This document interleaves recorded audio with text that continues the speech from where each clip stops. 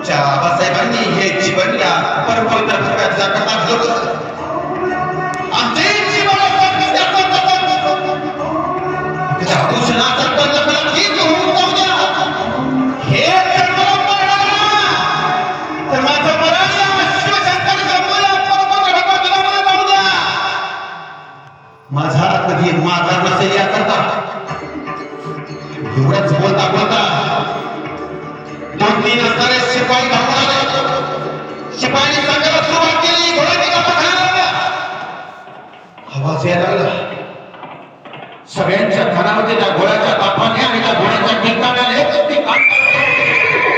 सगळे अरे काय चाललं?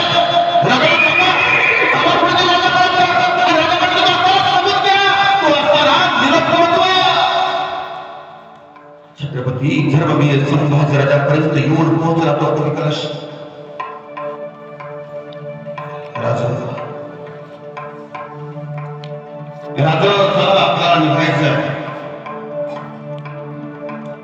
कवी आताच निघायचं, सकाळी निघूया. नाही राजा, आपल्याला सकाळपर्यंत थांबता नाही ना.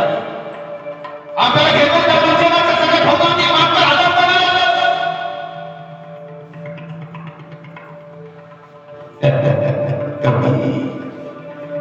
कवी आप शंभू राजा. अनेक वेळा आम्हाला वेळा पडला, पण आम्ही कोणाच्या बापाला कधी घाबरत नाही. कधी